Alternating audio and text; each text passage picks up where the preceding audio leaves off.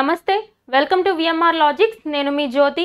ఈరోజు SSC CHSL 2024 paper ఎక్స్ప్లెనేషన్స్లో భాగంగా జిఎస్కి సంబంధించి ఇంకొక పేపర్లో ఎలాంటి క్వశ్చన్స్ అడిగారో మనం అనలైజ్ చేసుకుందాం. అంతకంటే ముందు ఇవి మా విఎంఆర్ లాజిక్స్ యొక్క online and offline numbers. Aspirants ఎవరికైనా కోర్స్ రిలేటెడ్ ఇన్ఫర్మేషన్, ఏ ఇన్ఫర్మేషన్ కావాలన్నా లేదంటే ఎలాంటి క్వైరీస్ ఉన్నా ఈ నంబర్స్కి కాల్ చేసి మీ డౌట్స్ని క్లారిఫై చేసుకోవచ్చు. So moving to today's concept, మన ఫస్ట్ క్వశ్చన్ చూద్దాం. ఒక సెట్ ఆఫ్ పేపర్లో ఫస్ట్ క్వశ్చన్ చూడండి.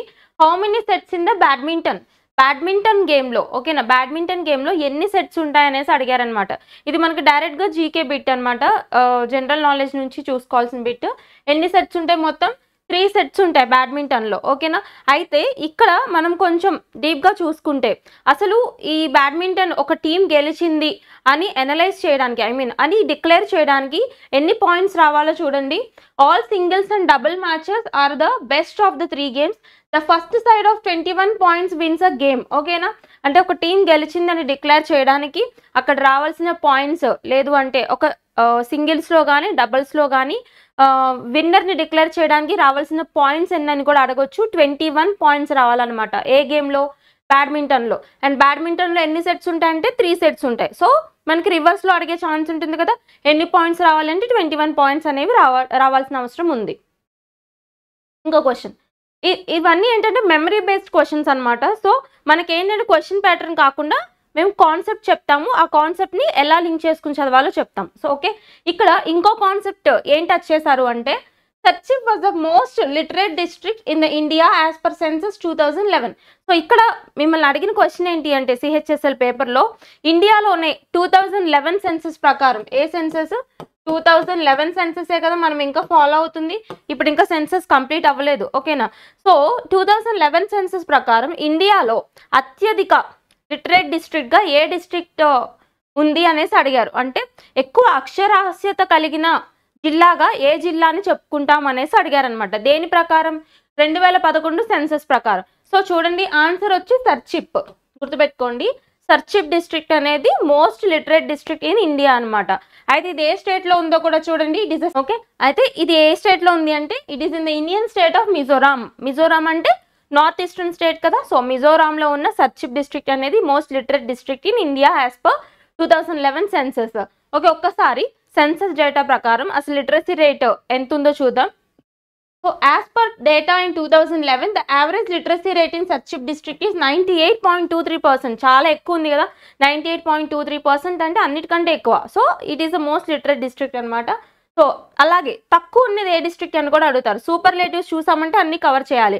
ఇక్కడ మోస్ట్ హైయెస్ట్ అడిగారు కాబట్టి లీస్ట్ కూడా చూసుకోవాలి మనం. సో ఇక్కడ లీస్ట్ లిటరసీ రేట్ డిస్ట్రిక్ట్ అంటే Alirajpur of Madhya Pradesh. Okay, so రివర్స్లో అడిగే ఛాన్స్ ఉంటుంది కాబట్టి గుర్తుపెట్టండి. అలీరాజ్పూర్ డిస్ట్రిక్ట్ ఏదైతే ఉందో ఏ స్టేట్లో ఉంది? మధ్యప్రదేశ్లో ఉంది. అది లీస్ట్ లిటరేట్ డిస్ట్రిక్ట్ అనమాట యాజ్ పర్ 2011 సెన్సస్.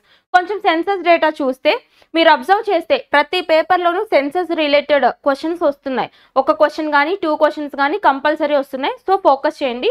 సో ఇక్కడ as per the census of 2011, ఓకేనా, 2011 సెన్సస్ ప్రకారం literacy rate of India average literacy rate ఎంత అంటే 74.04%. ఏంటి? ఇండియా యావరేజ్, ఓకేనా. So the literacy rate among the మేల్లో ఎంత? 82.14 అండ్ ఫీమేల్ 65.46.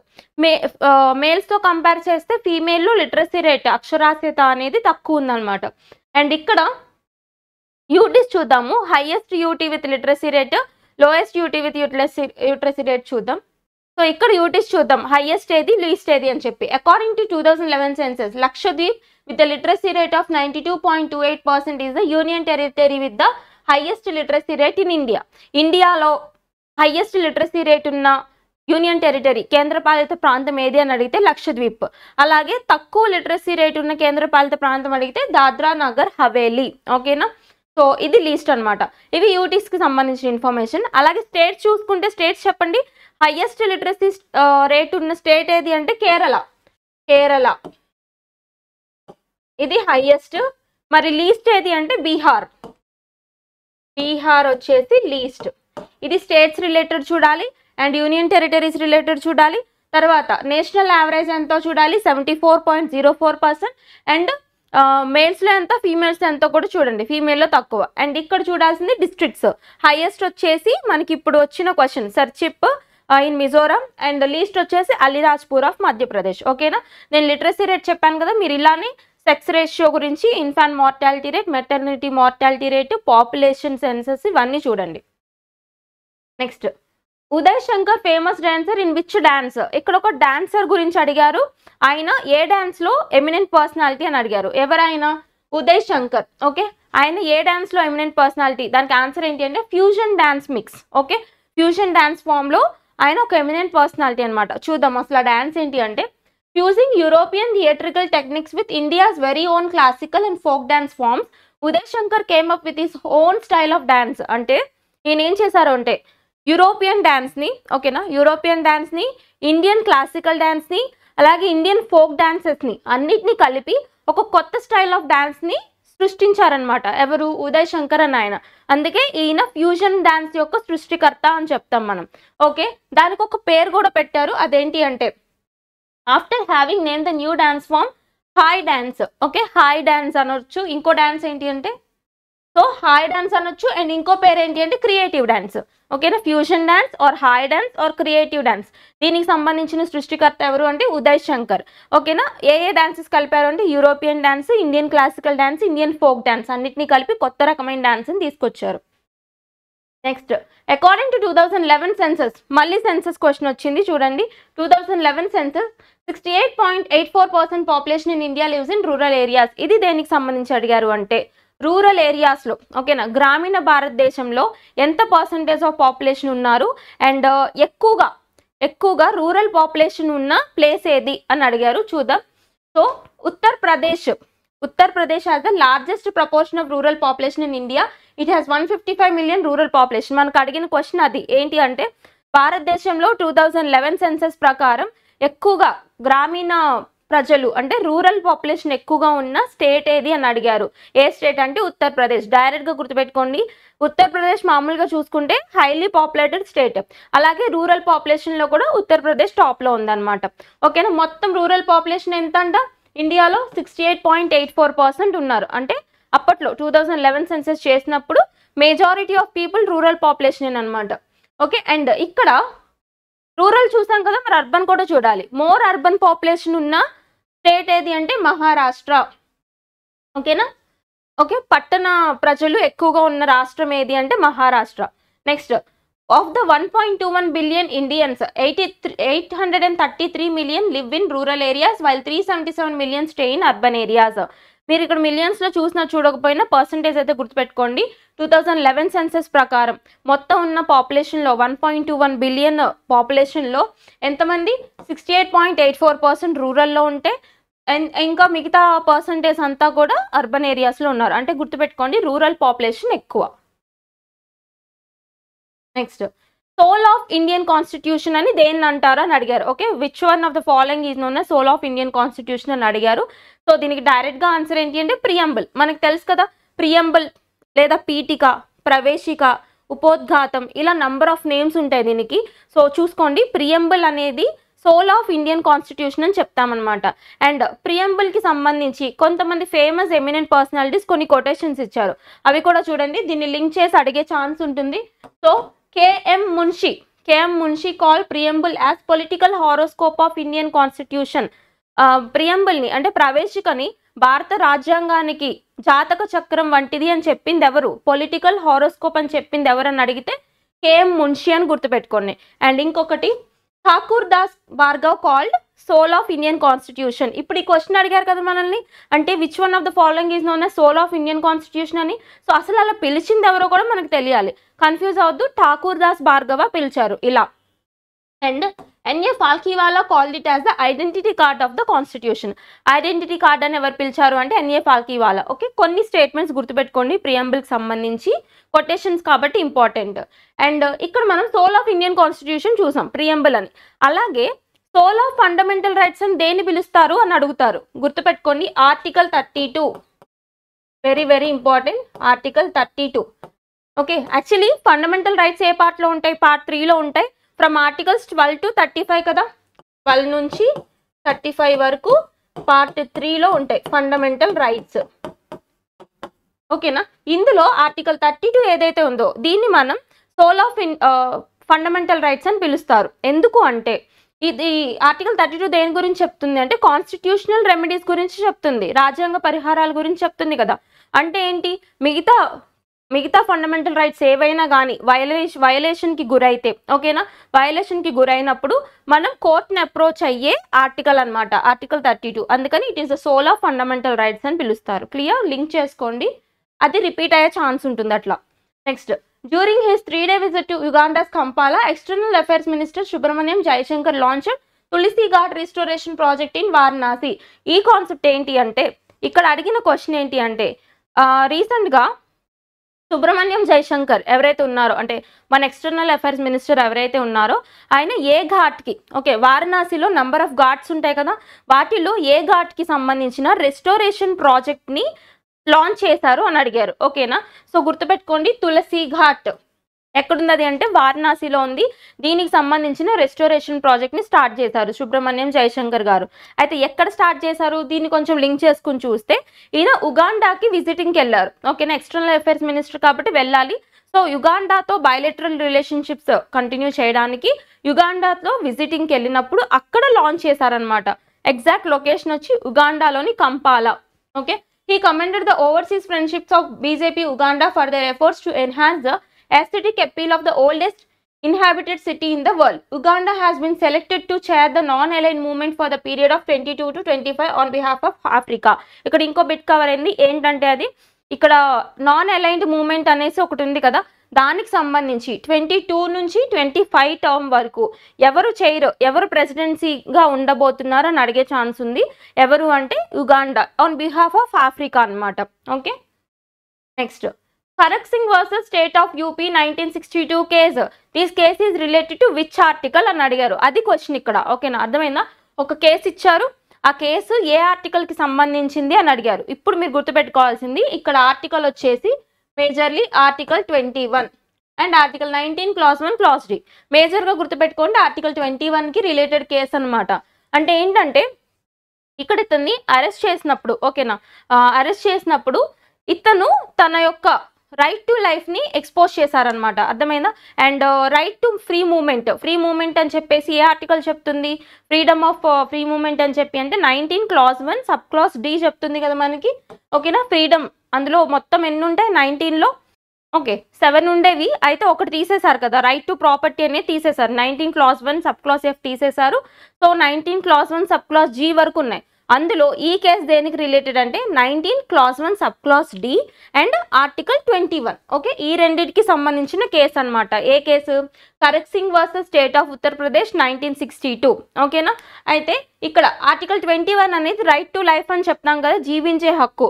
ఇది ఏ దేశం యొక్క రాజ్యాంగం నుంచి మనం బారో చేసుకున్నామని అడిగే ఛాన్స్ ఉంటుంది. Very very important, Japan constitution నుంచి మనం బారో చేసుకున్నాం. Okay, clear. నెక్స్ట్, ఇక్కడ మనల్ని అడిగిన క్వశ్చన్ ఏంటి అంటే అల్యూవియల్ సాయిల్స్ ఉంటాయి కదా, ఒండ్రు నేలలు అని చెప్తాం మనం. సో ఈ అల్యూవియల్ సాయిల్స్కి సంబంధించి భారతదేశంలో ఇండియాలో పర్సంటేజ్ ఎంత పర్సంటేజ్ ఆఫ్ అల్యూవియల్ సాయిల్స్ ఉన్నాయనేసి అడిగారు క్వశ్చన్. సో చూద్దాం, alluvial soil mostly available soil in India about 43% covers an area of 143 square kilometre, wide spread in northern plains and river valleys. Okay, ఎంత పర్సంటేజ్ ఉందంటే 43%. ఇండియాలో ఎక్కువగా లభ్యమయ్యే సాయిల్ అల్యూవియల్ సాయిల్ అనమాట. అయితే ఈ అల్యూవియల్ సాయిల్ అనేది అసలు ఎలా ఫామ్ అవుతుంది అంటే, రివర్స్ ఉంటాయి కదా, రివర్స్ వాటి వాటర్ కోర్స్ ఫాస్ట్గా వెళ్ళిపోతూ ఉన్నప్పుడు అవి తీసుకొచ్చిన సాయిల్, శాండ్, స్లిట్, స్టోన్స్ ఇవన్నీ కూడా డిపాజిట్ అయిపోయి అక్కడ అల్యూవియల్ సాయిల్స్ అనేవి ఫామ్ అవుతాయి. ఓకే, అవి ఏంటి అంటే చాలా ఫర్టైల్ ల్యాండ్స్ అనమాట, రివర్స్ ద్వారా తీసుకొచ్చిన మట్టితో ఏర్పడినవి కాబట్టి ఇవన్నీ ఫర్టైల్ ల్యాండ్స్, అంటే ఎక్కువ సారవంతమైన భూములు. మీన్స్ ప్లెయిన్స్ కదా, మనకు నార్థరన్ ప్లెయిన్స్ అంటారు. ఏంటవి, అక్కడ ఎక్కువ ఫర్టిలిటీ ఉంటుంది కదా. సో అట్లా చూసుకుందాం. అండ్ ఇక్కడ అల్యూవియల్ సాయిల్ అడిగారు కాబట్టి రిమైనింగ్ సాయిల్స్ కూడా ఒకసారి చూసుకోండి. రెడ్ సాయిల్ 18.5%, లాటరైట్ సాయిల్స్ 4.30%, ఇవి ఎర్రమట్టి నేలలు. అండ్ బ్లాక్ సాయిల్స్ నల్ల మట్టి నేలలు 15%. నెక్స్ట్ డిజర్ట్ సాయిల్స్, అంటే డిజర్ట్ సాయిల్స్ ఉంటాయి కదా, అవి ఎంత 4.32%. అండ్ అల్యూవియల్ సాయిల్ చూసాం ఇక్కడ 40%. Next forest soil 8.67%. ఇవి percentages of soils. Next question, how many players should be in a team defending a super tackle have on the court? ఇదేంటి అంటే ఓకేనా, కబడ్డీ గేమ్ ఉంటుంది కదా, కబడ్డీ గేమ్లో సూపర్ ట్యాకిల్ అని ఒక కాన్సెప్ట్ వచ్చింది. సో అసలు ఈ సూపర్ ట్యాకిల్ అంటే ఎందులో ఉంటుంది తెలియాలి మనకి. అండ్ ఇక్కడ వీళ్ళు అడిగింది ఏంటి అంటే ఈ సూపర్ ట్యాకిల్ ఉన్నప్పుడు ఎంతమంది ప్లేయర్స్ ఉండాలి అని అడిగారు. అసలు ఫస్ట్ ప్లేయర్స్ చూసేదానికంటే ముందు సూపర్ ట్యాకిల్ అంటే ఏంటో చూద్దాం. When a rider is successfully tackled by 3 or fewer defenders in the court, the defenders in the court earn the super tackle points. అంటే ఇప్పుడు ఒక కోర్ట్లో అంటే కబడ్డీ కోర్ట్లో 3 members or 3 members కంటే తక్కువ ఉన్నప్పుడు డిఫెండర్ వెళ్ళి అందరినీ పట్టుకొని వచ్చినప్పుడు, అర్థమైంది, అందరినీ పట్టుకొని వచ్చి పాయింట్స్ తీసుకున్నప్పుడు వాళ్ళకి ఎక్స్ట్రా పాయింట్స్ వస్తాయంట. అది సూపర్ ట్యాకిల్ అని పిలుస్తారు. జస్ట్ గుర్తుపెట్టుకోండి, సూపర్ ట్యాకిల్ అనేది ఏ గేమ్కి రిలేటెడ్ అండి? Kabaddi.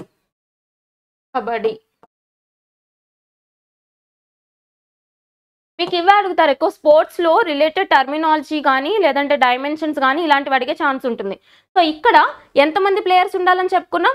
3 members or less than 3 members ఉండాలి సూపర్ ట్యాకిల్ అంటే. గుర్తుపెట్టుకోండి, డైరెక్ట్ బిట్ ఇది. అండ్ నెక్స్ట్ క్వశ్చన్, ఇక్కడ ఒక ఫెస్టివల్ వచ్చింది. ఫెస్టివల్స్ ఇన్ న్యూస్ ఇంపార్టెంట్ కదా. ఏం ఫెస్టివల్ అది? బలియాత్ర. ఓకే, బలియాత్ర అనే ఫెస్టివల్ ఏ స్టేట్లో జరుపుకుంటారు అని అడిగారు. చూద్దాం. It is a festival that commemorates the rich maritime history of Odisha. ఓకేనా, ఈ ఒడిషాకి సంబంధించిన మ్యారిటైమ్ హిస్టరీ అంటే సముద్రాల యొక్క చరిత్ర అనమాట. దానికి సంబంధించి సెలబ్రేట్ చేసుకునే festival. It is celebrated through out the state in the historic city of Cuttack. ఎగ్జాక్ట్గా చూసుకుంటే కటక్ నగరంలో చేస్తారు. And a week long event is organized starting from the day of Kartika Purnima. ఓకేనా, కార్తీక పూర్ణిమ డే నుంచి స్టార్ట్ చేస్తారు. జస్ట్ గుర్తుపెట్టుకోండి, బలియాత్ర అనేది ఏ రాష్ట్రానికి సంబంధించిన ఫెస్టివల్ అని అడిగితే ఒడిషాలోని కటక్కి సంబంధించిన ఫెస్టివల్. ఎగ్జాక్ట్గా చూసుకుంటే ఇక్కడ మ్యారిటైమ్ హిస్టరీకి సంబంధించి సెలబ్రేట్ చేసుకునే పండుగ అనమాట. సో ఈ ఫెస్టివల్స్ అన్ని మనం చూసాం కదా, ఏమేమి ఉన్నాయి, మ్యాక్సిమం న్యూస్లో ఉన్నాయి, ఫోకస్ చేయండి ఎక్కువగా. రజపర్బ, ఇది కూడా మనకి ఒడిశా రిలేటెడ్ ఫెస్టివల్, రజపర్బ కూడా. తర్వాత కామాఖ్యాదేవి యొక్క అంబుబాచి మేళా వచ్చి అస్సాంలో చేసుకుంటారు. And Chithirai festival Madurai Tamil Nadu. And Thrissur Pooram of Kerala. And Sengkilang of Meghalaya. ఓకేనా, ఇట్లా నంబర్ ఆఫ్ ఫెస్టివల్స్ ఉన్నాయి. ఫెస్టివల్స్ ఫోకస్ చేయండి. Next, how many countries participated in 1951 Asian games? 1951 Asian గేమ్స్లో ఎన్ని కంట్రీస్ పార్టిసిపేట్ చేశాయని అడిగారు. చూడండి, ఓకే, ఎన్ని కంట్రీస్ పార్టిసిపేట్ చేశాయని అడిగారు. మొత్తం 11 కంట్రీస్ పార్టిసిపేట్ చేశాయి. అయితే ఇది ఇక్కడ మనం చూడాల్సిన ఇంపార్టెంట్ పాయింట్ ఏంటి అంటే ఇక్కడ హోస్ట్ నేషన్ ఏది? ఓకేనా, ఎక్కడ జరిగాయి 1951 Asian games? Very very important, New Delhi,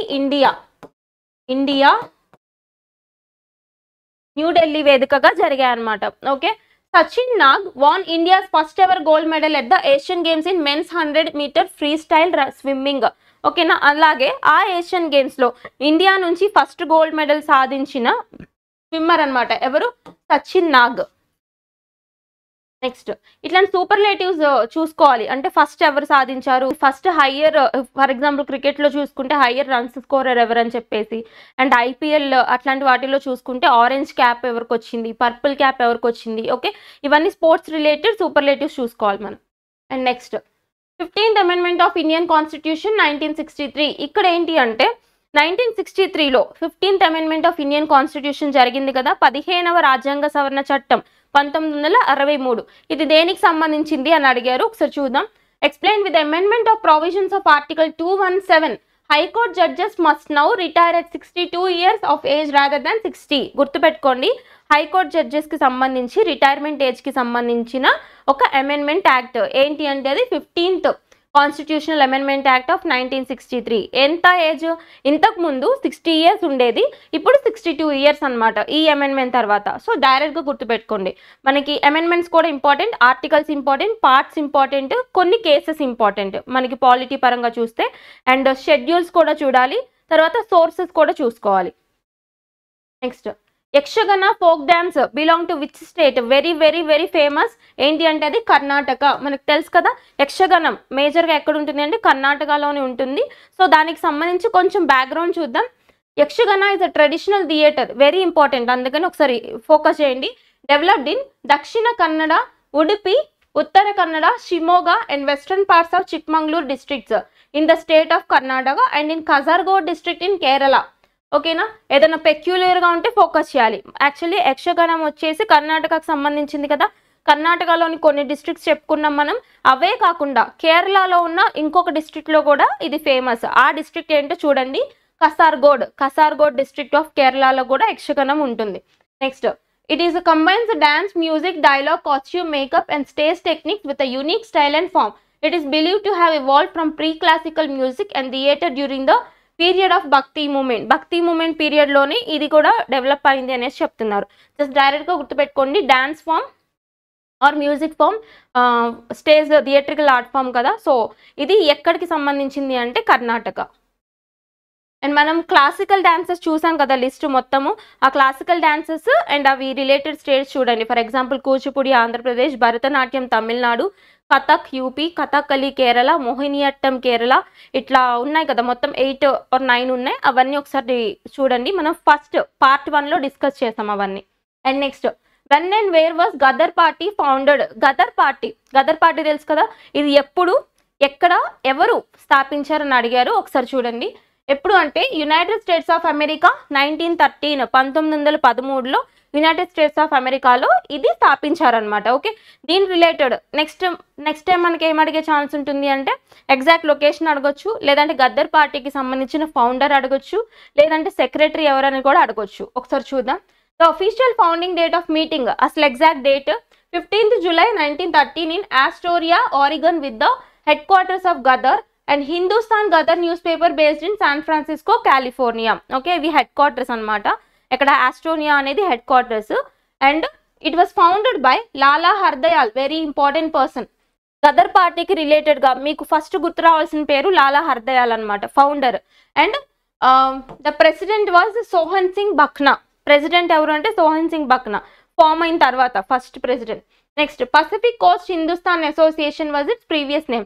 actually form అయినప్పుడు, ఓకేనా, ఫామ్ అయినప్పుడు దీని పేరు గదర్ పార్టీ కాదు, ఏం పేరు, Pacific coast Hindustan association. So మిమ్మల్ని రివర్స్లో అడిగే ఛాన్స్ ఉంటుంది. ఇది ఎప్పుడు ఫామ్ అయింది అంటే సేమ్ 1913, ఎందుకంటే గదర్ పార్టీకి ఇంకో పేరు కదా, తర్వాత గదర్ పార్టీగా పేరు మార్చారు. అయితే దీని ఫౌండర్ గుర్తుపెట్టుకోండి, Lala Hardayal. Next, Navroz festival is all about. Navroz festival ఇది రిపీట్ అయిన క్వశ్చన్ మనకి ఒక పార్ట్లో మనం డిస్కస్ చేసాము ఒక పేపర్లో. సో మళ్ళీ రిపీట్ అయిందనమాట క్వశ్చన్, నవరోజ్ ఫెస్టివల్ కాబట్టి ఇంపార్టెంట్ చూడండి.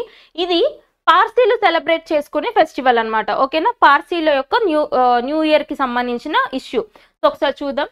Navroz festival celebrating the state of the new year on the Persian calendar. Navroz meaning new day in Persian or Farsi. The holiday usually falls on March 21 on the Gregorian calendar. Okay, Gregorian calendar ఉంది కదా, ఆ calendar ప్రకారం ఏ డేట్ను పడుతుంది Navroz festival అంటే 21st March. Okay, Navroz is the Iranian and Persian New Year. It is the first day of spring. This festival was introduced by Ghiyas-ud-din Balban. ఓకేనా, ఎవరు introduce చేశారని అడగొచ్చు. సో దీన్ని లింక్ చేసి అడుగుతారు కాబట్టి ఘియాసుద్దీన్ బాల్బన్ ఇంట్రడ్యూస్ చేశారు. అండ్ ఏ దేశాలకి సంబంధించింది అంటే ఒకటి పర్షియా, ఇంకొకటి ఇరాన్ కూడా ఉంది, మార్క్ చేసుకోండి. మనం యాక్చువల్లీ ఫస్ట్ పర్షియా గుర్తుపెట్టుకుంటాం. ఓకేనా, ఇరాన్ కూడా ఉంది. Next, least popular state in India. ఇది కూడా అకార్డింగ్ టు 2011 సెన్సస్. చూసారా, మొత్తం మనకి ఇప్పుడు డిస్కస్ చేసిన వాటిలో మొత్తం 3 క్వశ్చన్స్ సెన్సస్ నుంచే వచ్చాయి. సో వెరీ ఇంపార్టెంట్, సెన్సస్ మాత్రం కంప్లీట్గా చూసుకుని వెళ్ళాలి ఎగ్జామ్స్కి. సో ఇక్కడ వీళ్ళు అడిగిన క్వశ్చన్ ఏంటంటే ఇండియాలో, భారతదేశంలో తక్కువ పాపులేషన్ ఉన్న స్టేట్ ఏది అని అడిగారు. ఓకే, మనకు తెలుసు కదా పాపులేషన్ పరంగా ఎక్కువ ఉన్న స్టేట్ ఏది అంటే ఉత్తరప్రదేశ్. అవునా, ఇదేంటి ఎక్కువ ఉన్నది పాపులేషన్ పరంగా. సో పాపులేషన్ పరంగా తక్కువ ఉన్నది ఏంటి అంటే సిక్కిం. ఓకే, ఈ సెక్షన్ క్లియరా? అండ్ నెక్స్ట్ చూద్దాం. ఏరియా పరంగా చూసుకుంటే, ఓకే, ఏరియా పరంగా పెద్ద స్టేట్ ఏది అని అడిగితే రాజస్థాన్ ఏరియా పరంగా. ఓకే, నెక్స్ట్ ఏరియా పరంగా చిన్న స్టేట్ అడిగితే గోవా. ఓకే, ఇది మనకి పాపులేషన్ పరంగా యూపీ పెద్దది అండ్ పాపులేషన్ పరంగా సిక్కిం చిన్నది.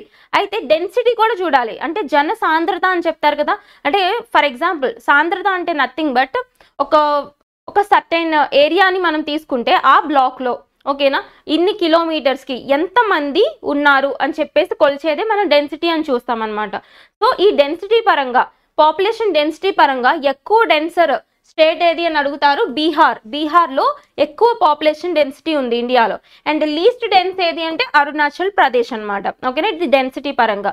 ఇవన్నీ చూడండి సెన్సస్లో వెరీ వెరీ ఇంపార్టెంట్ మనకి. Okay, next classical dance of Andhra Pradesh, very very important. Andhra Pradesh యొక్క క్లాసికల్ డాన్స్ ఏంటి మనం చూసాం కదా, క్లాసికల్ డాన్సెస్ లిస్ట్, అందులో దొరుకుతుంది answer Kuchipudi. Kuchipudi is the classical dance of Andhra Pradesh. అయితే దీనికి సంబంధించి కొంత బ్యాక్గ్రౌండ్ చూద్దాం. Kuchipudi is one of the 8 major Indian classical dances. It originates from a village named Kuchipudi in the Indian state of Andhra Pradesh. Andhra Pradesh లో ఉన్న ఒక కూచిపూడి అనే గ్రామంలో ఆరిజిన్ అయింది కాబట్టి దానికి పేరు వచ్చింది. And it is a dance drama performance with its roots in the ancient Hindu Sanskrit text of Natyashastra.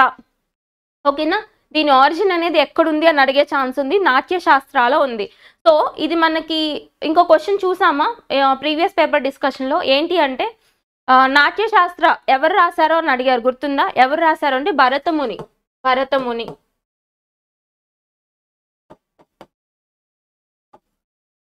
Okay, so దీనికి లింక్ చేసుకుంటే భరతముని రాసిన నాట్యశాస్త్రంలో కూచిపూడి యొక్క ఆరిజిన్స్ అనేవి ఉన్నాయన్నమాట. ఓకే, అట్లా చదువుకోండి, కవర్ అవుతాయి. Next definition of literacy according to 2011 సెన్సస్లో 4th question మళ్ళీ మనకి. ఓకే, సో ఇదేంటి అంటే 2011 సెన్సస్ ప్రకారం లిటరసీ అక్షరాస్యత యొక్క నిర్వచనం ఏంటి, డెఫినేషన్ ఏంటి అని అడిగారు, చూద్దాం.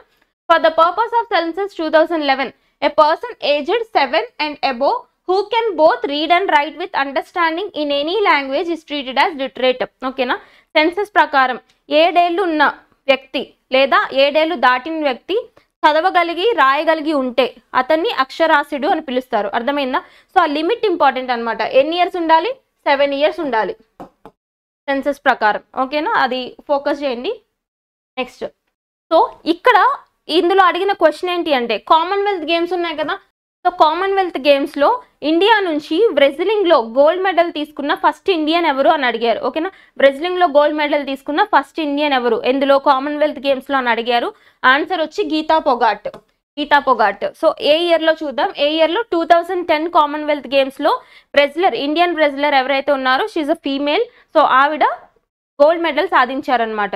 ఓకే, మనకి తెలుసు కదా గీతా పొగాట్ లైఫ్ హిస్టరీ మీద మనకు ఒక మూవీ కూడా వచ్చింది. మీరు అబ్జర్వ్ చేస్తే దంగల్ అని ఒక బాలీవుడ్ మూవీ ఉంటుంది కదా, అందులో ఉండే రెజ్లర్ ఫ్యామిలీ అనమాట. మొత్తం వాళ్ళ ఫ్యామిలీలో అందరూ రెజ్లర్సే. ఒకసారి చూద్దాం. So she is also the first Indian female wrestler to have qualified for Olympic summer games. And Geeta Phogat was born in Haryana. Sports persons ఎక్కువ మంది ఉంటారనమాట హర్యానాలో చూస్తే. Her father Mahavir Singh Phogat, former wrestler himself and Dronacharya award recipient, also her coach. ఓకేనా, ఆవిడ father ఎవరైతే ఉన్నారో ఎవరు మహావీర్ సింగ్ ఫొగాట్ అనే ఆయన కూడా ఒక రెజ్లరే and he is also a coach. So కోచెస్కి ఇచ్చే అవార్డ్ ఏంటి? ద్రోణాచార్య అవార్డు ఇస్తారు కదా, సో ఆయన ద్రోణాచార్య అవార్డ్ రిసిపియంట్ అనమాట. సో అట్లా లింక్ చేసుకుని చూడండి. Next, how many fundamental duties were added to Part 4 with 42nd Constitutional Amendment Act of 1976? Actually fundamental duties అనేవి ఎప్పుడు వచ్చాయి అంటే మనకు తెలుసు కదా, ఈ 42nd constitutional amendment act of 1976తోనే వచ్చాయి, అవునా? అయితే అప్పుడు ఎన్ని ఉన్నాయి అంటే ఫండమెంటల్ డ్యూటీస్ ఎన్ని యాడ్ చేశారంటే 10 డ్యూటీస్ యాడ్ చేశారు, అవునా? అయితే ఇది మనకి క్వశ్చన్ అనమాట. 10 డ్యూటీస్ వచ్చాయి, క్వశ్చన్ కంప్లీట్ అయిపోయింది. దీన్ని మనం కొంచెం ఎక్స్టెండ్ చేసుకుంటే అయితే ఇప్పుడు 10 డ్యూటీస్ ఉన్నాయా? కాదు, ఇప్పుడు 11 ఉన్నాయి. 11 ఫండమెంటల్ డ్యూటీస్ ఉన్నాయి. ఏ పార్ట్లో? పార్ట్ 4లో.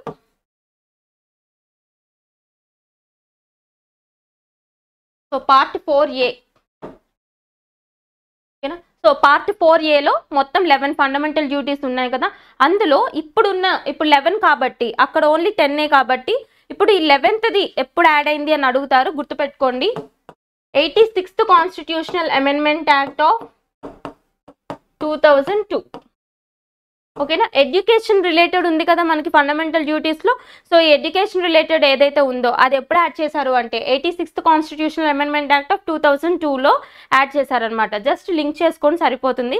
ఇక్కడ అడిగింది మాత్రం మొత్తం 42nd కాన్స్టిట్యూషనల్ అమెండ్మెంట్ యాక్ట్ ప్రకారం ఎన్ని యాడ్ చేశారు అంటే 10. కన్ఫ్యూజ్ అవ్వద్దు. ఇప్పుడు మనకి 11 ఉన్నాయి. ఆ 11th ఎప్పుడు వచ్చింది అంటే 86th constitutional amendment act of 2002 ద్వారా వచ్చిందనమాట. So that's all about today's paper analysis. ఈ కాన్సెప్ట్స్ అన్నీ కూడా కొంచెం బ్యాక్గ్రౌండ్కి లింక్ చేసుకుని రివైజ్ చేసుకుని ఎగ్జామ్కి వెళ్ళండి. Keep learning. Thank you.